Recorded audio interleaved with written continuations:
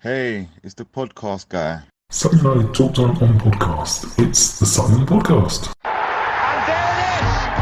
Sutton United of the GM Vauxhall Conference have put out First Division Coventry City, winners of the FA Cup themselves less than 2 years ago. And what a moment to enjoy for the fans of this Surrey side.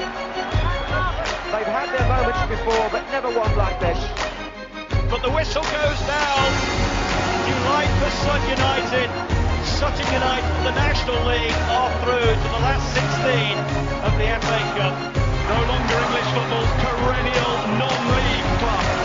A 123-year crescendo reaches a new peak for Sutton United, who are promoted to the Football League for the first time.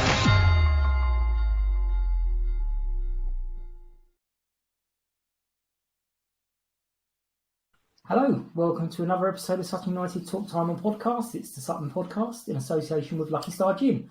I'm your host Mike, and with me today on the panel we've got Neil and Marms. We are going to be talking about a win. Do not adjust your sets, do not adjust your screens. We're talking about a win and a clean sheet.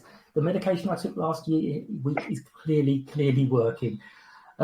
As always, engagement is important, so please join the discussion on all the social medias. Help the Wimbledon fans get off my back a bit. Interact and share, like, comment, all the other bits and bobs. We're going to get diving straight in. Neil, not saying we believe in superstitions or anything, but we organise these things a little while in advance. And the last time you were on was against Notts County, and you're on again today. So there's a pattern emerging already, early season. How was your trip away, and how were you? The trip away was great, and I am fine. So I've got a smile on my face. And yes, I am claiming 100% record for podcasts and us winning. And the only 3 times I've seen us live so far this season, we haven't lost. Beautiful. That is a very good record to keep. Same as I did that too on the forum, saying, right, you're the one who needs to make all the match threads because we're losing games. And making a debut today is Marms. Hello, how are you? Hi there, Mike. I'm good, thank you. Thanks for having me. No problem at all. Thank you for coming on. Introduce yourself a little bit. Tell us about your Sutton United history and how you last time I think I saw you were being subbed. I don't know. I think you had me in your pocket that day. I've been a youth fan for about 6 years or so. But where I've been playing some Saturdays myself has been a bit tricky to get down to games. But last couple of years or so, I've been down at the lane with my little boy and everything like that. So he loves it. Yeah, no, I know you've got a few Eastie shirts as well. So I saw them. We'll get to the game in a sec. I mean, just a couple of quick things. There's loads of coach bookings coming up. We seem to have a load of away games they're taking bookings for. And obviously at the Sports Hub, you can get the 50-50 tickets as well. So get them done. And on Saturday, don't forget, Johnny is doing his book in the fan zone. I think Paul asked him on the forum, which is better for yourself and the charity. And Johnny made a very good point of technically you pay Johnny, he gets more money for the charity. But if you buy them off Amazon or any of those type of places, it gets it in front of more eyes. So it's kind of a mix up. So if you don't see Johnny, make sure you buy that book. It looks really, really good. And he's put a load of work into it. The other thing is it's Chinese food apparently on sale before the game. Oh, that's you got that exclusive. Did you? Was that before you flicked the V sign at Claire or after? Before. Fair enough. So we'll start up with the lineup as always. I got an amazing 7 out of 11. How did you do, Mons, on the lineup? What do you? About 6. 6? Oh, wicked! I'm beating you. That's good. Neil, what did you get? I know you last week, last week I think you got 15 of the 16. So how did you do yesterday? Yeah, I was pretty perfect. I didn't have Dundo on the bench because I forgot that we were allowed to name 9 subs, so I only named 7. I had Mr. Hart in instead of Rob at left back, but he wasn't even down as a sub. Right. But the rest of the team, I actually had with that aside, I had spot on. So I got the 2 up front and thought that Christian would make his sort of full starting debut. So I picked that one out. I had Scotty starting instead of Aidan. And a couple of other bits, but yeah, I think the good vibes kind of started straight away. So you guys were there, and I saw on the highlights, and I think actually they put it on Twitter, as the players came out and peeled off to the far side of the pitch, Matt came out and went up to the away fans starting off at the game. That was a bit different. And did it feel like, oh, this is a bit different, or did you not really notice? It was good to see, to be fair. I think obviously after some of the results recently, the engagement was nice. I think you obviously see that they're supporting the boys, and I think he said in his post-match interview as well, the support obviously he knows it's not gone unnoticed. So it was nice to see. Cheer the boys on. Yeah, Neil, what did you think of that? The acoustics were great, so it really did capture, because they'd cordoned off the 2 extremities, so therefore there were nearly 300 of us just in the middle behind the goal, and you didn't have to make much noise for it to sort of reverberate back on you, and so all the youngsters right up the back behind were really enjoying the fact that they can make a lot of noise, and it became very infectious. Yeah, it does. I remember, I don't go to many away as we know, but I remember the Leighton Orient a couple of times gone there, and it's again same kind of thing. The sound stays, and it encourages you a bit more. I know there was a bit of a conversation on the forum about why can't we do this at Sutton, but it's because you've got old gits like me going, no, I don't want to stand in my little spot, and I'm going to stay there. Whereas away, you're kind of all chucked in together, and you have no choice where you are. I mean, the start. Obviously, I only get to see the highlights of this one because it wasn't shown anywhere. But how did it kind of feel first bit? I think they had the first chances, did they, Mars? Yeah, they did. Yeah, Cleary had a shot, decent save by Rose, and a couple half chances after that. But first half, I felt we were quite comfortable after their first chance. Yeah, and Aidan got his first goal for us. He looks a bit of a slightly different player to we've had before. He does look a little bit, he could be good here. So, Neil, how are you sort of feeling at 1-0? Feeling at 1-0, very, very confident. Prior to that, the first chance they had, they just opened us up like a can of beans. It was quite scary, but Rosie made a brilliant save. But we learned from that, and they never got much more of a sort of clear chance from that point of view. There were a few scraps and all that sort of thing, but we started to play some very good football, and you could feel the goal was coming, and it was beautifully taken. But O'Brien is such a good player. He just seems to have so much more time on the ball. He sees a pass. He knows when a pass is coming to him. He's just, he's got a League One brain. And the same with having Jackson, playing at right back. What a difference! It just really, gave an assuredness that's been lacking previously. And then having Smith back at the front, and then he nearly sneaks another one. We really could have been 2 up, with a little bit more luck. That was my next sort of question. Is obviously Smith's come back. Was it him making the difference? What seemed to be making the difference last night? What was different to last couple of times? I had someone mention, I can't remember where I read this, but someone saying the difference seemed to be we were previously waiting for crosses to come in, and this time we were kind of attacking crosses to defend them, not just letting them come into the box. How did you feel the difference was, Mans, last night? I felt the approach really in regards to winning headers, battles. When we've got, no disrespect to Scott, he is a great player, but obviously a bit on the short side like myself.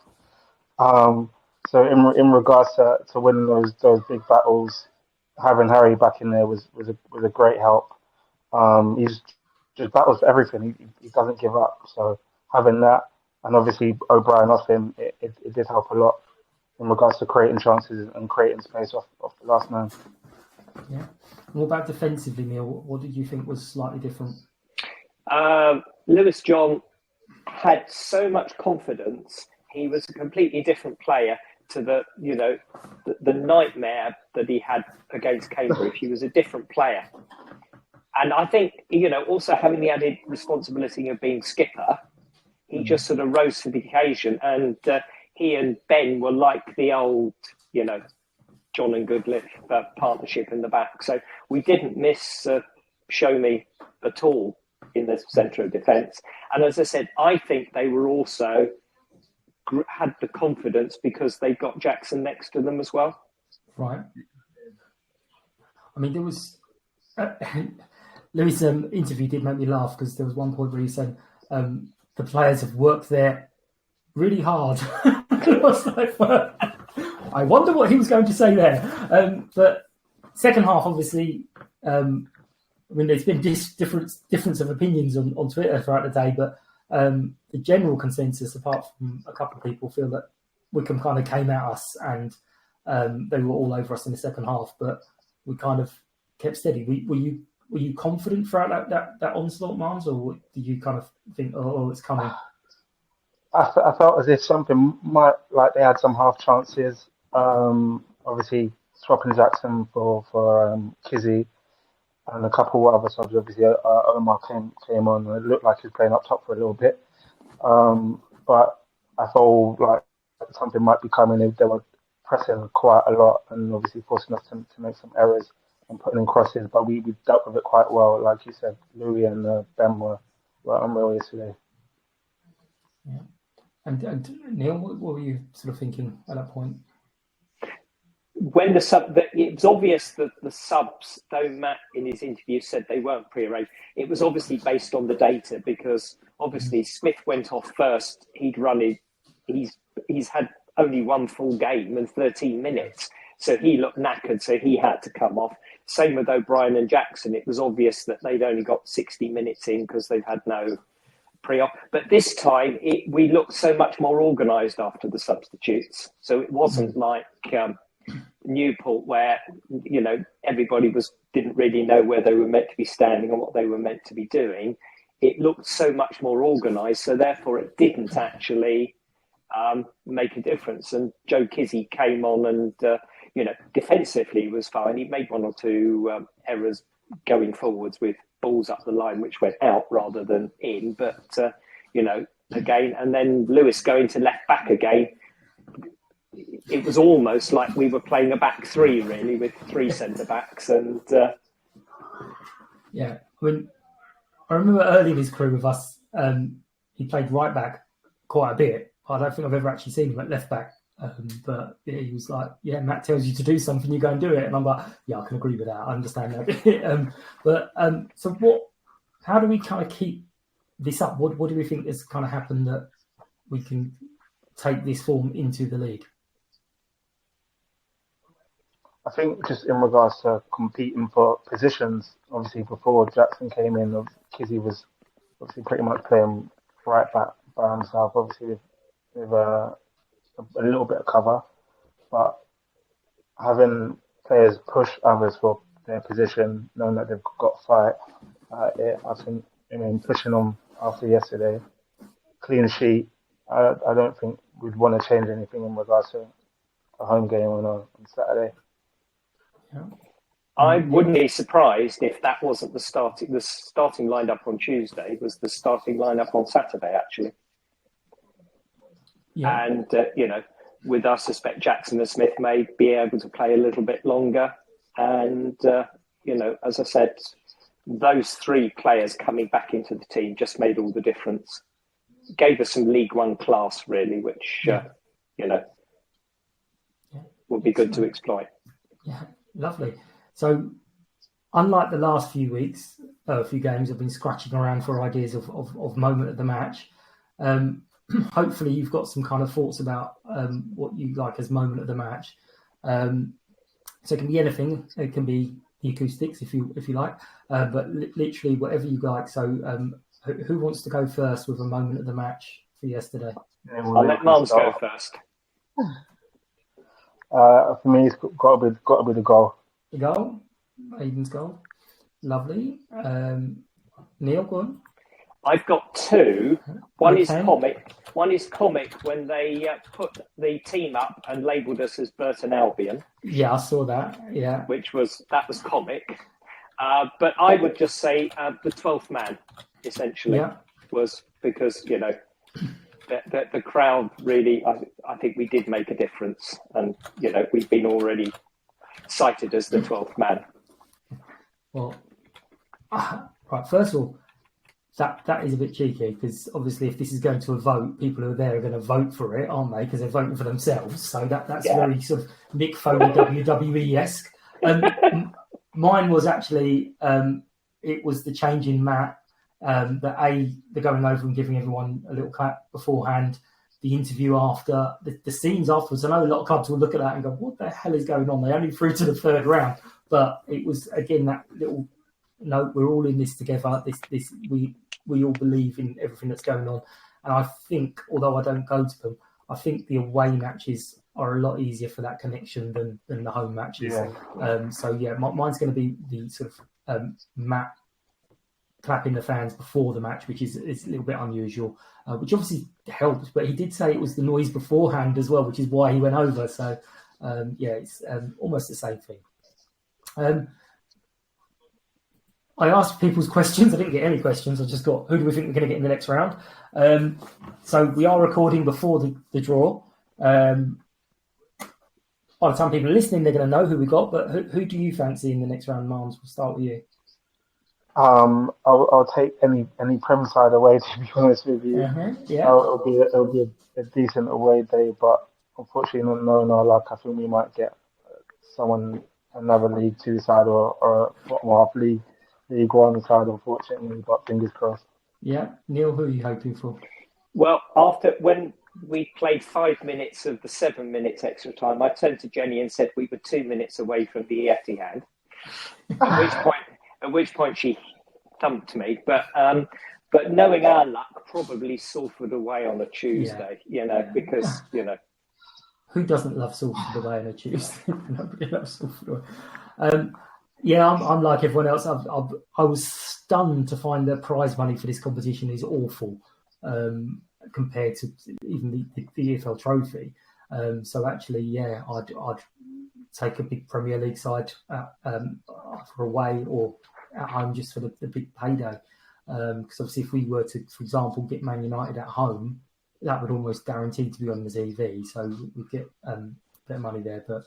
We'll find out in a little while, probably by the time people listen to this, obviously. So joining us now, we've got Dylan, who is a Forest Green fan. Hello, Dylan. How are you? I'm good. Well, are you? Yeah, very well, apart from that little clip, but I'm fine. So tell us a little bit about yourself. Just heard you say you're a Stoke fella and you support Forest Green. So tell us how comes you support Forest Green, how long you've been supporting them, that kind of stuff. Yeah, so it's really random, really. It started off in high school where me and my mates would be looking at like National League North-South teams and we'd be looking at results, etc. And we kind of took a liking towards the team. And at the time, Forest Green just lost to Grimsby in the playoff finals in the National League at the time. And obviously, I knew Forest Green were many years back from that because I had family from down there. So it kind of came on a bit, went to a few games in the National League, and then when we got promoted to League Two eventually, went to a few games, and that love kind of came and just started supporting Forest Green ever since 2016. Beautiful. And you do some vlogs as well, or did someone just give you false information?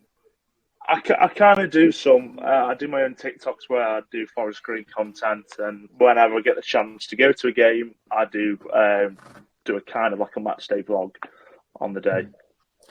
Just let everyone know, Dylan kind of joined in about 4:00 this afternoon because I was badly organised and I didn't get some responses. So, but Have you got any kind of match day traditions when you do get to go? Superstitions? What is it? Your kind of your match day?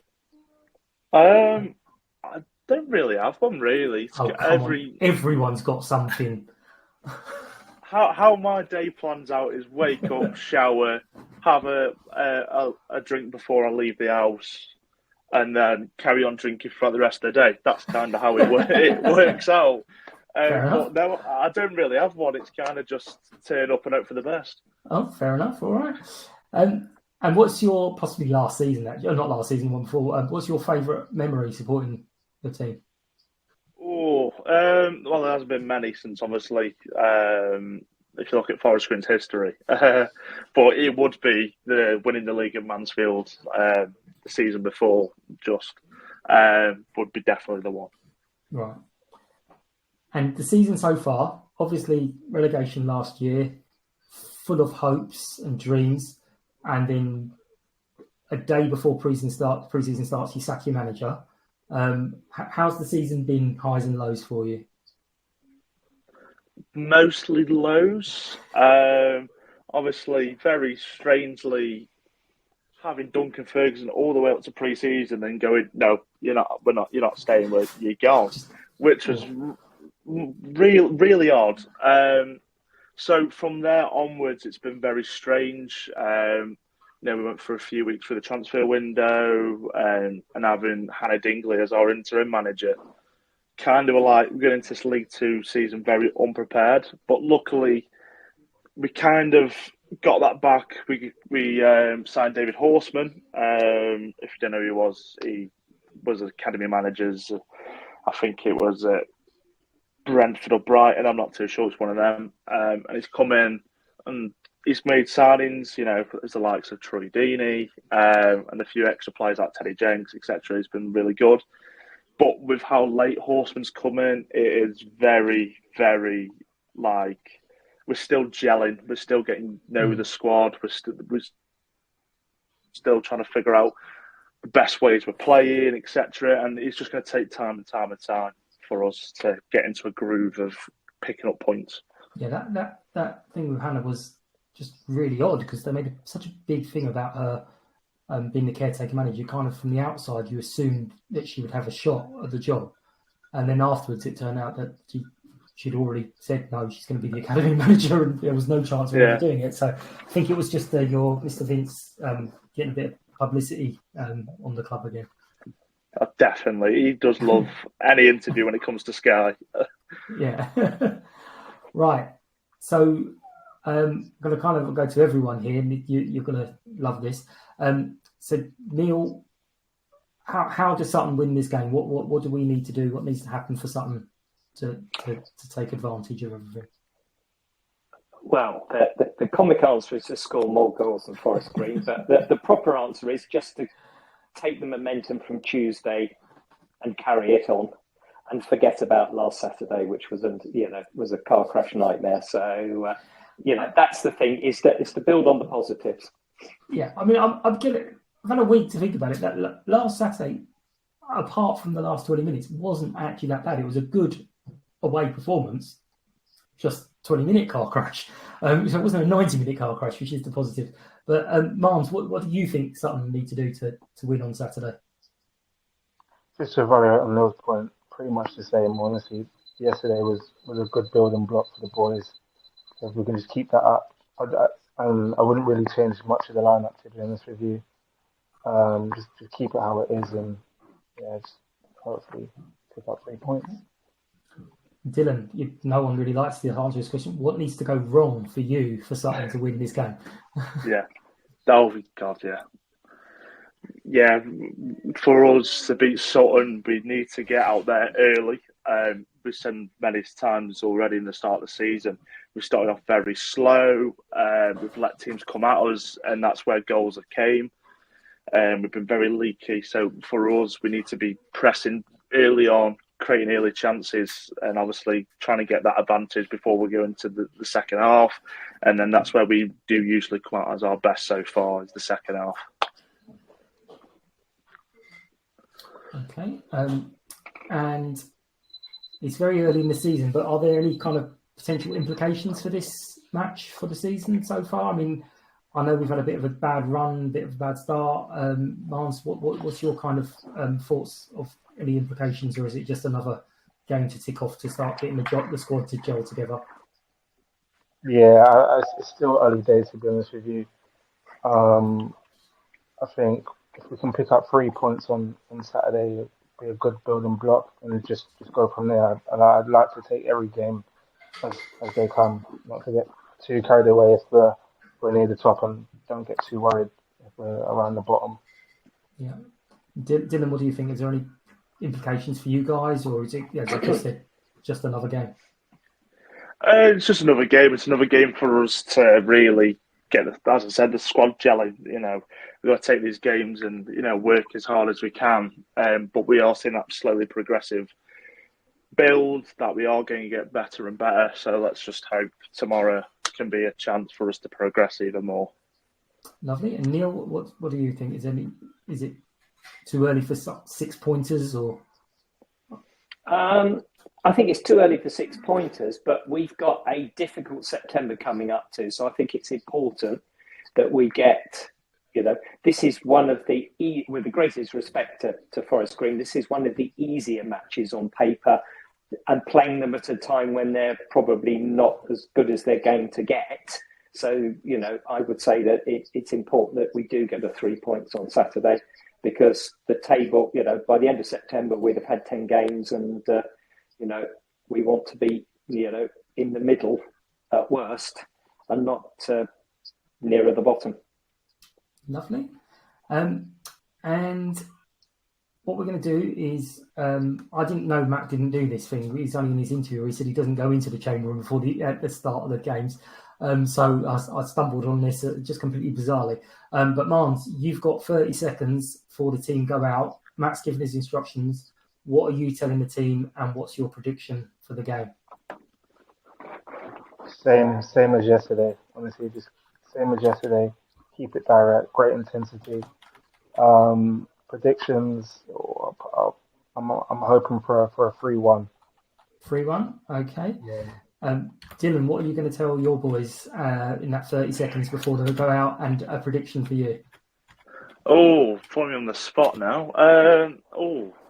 Yeah, get out there, give it you all, leave everything, any worries behind in the changing rooms, go out there, give it you all. I don't want anything more, you know, I just want points, want 3 points, the main thing. Anything else is a letdown. But yeah, that's really it. But for me, I'd take a 1-1 team on Forest Green. Okay. Yeah.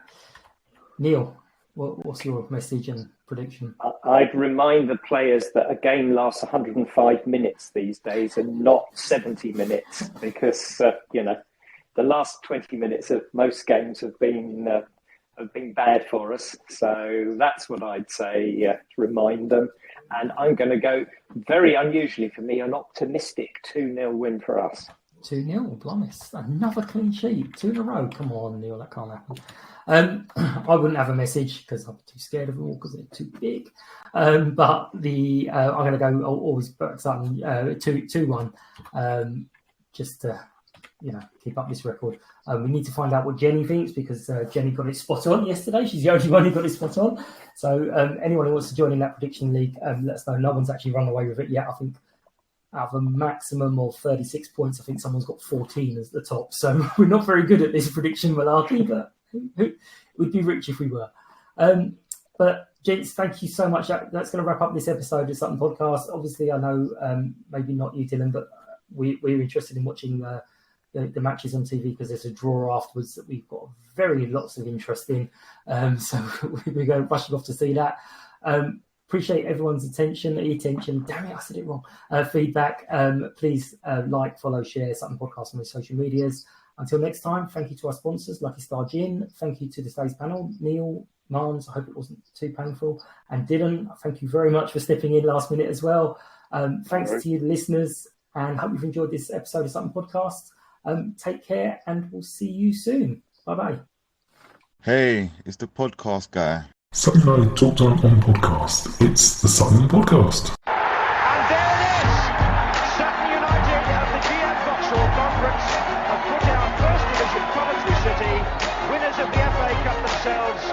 than 2 years ago. And what a moment to enjoy for the fans of this Surrey side. They've had their moments before, but never one like this. But the whistle goes now. Delight for Sutton United. Sutton United from the National League are through to the last 16 of the FA Cup. No longer English football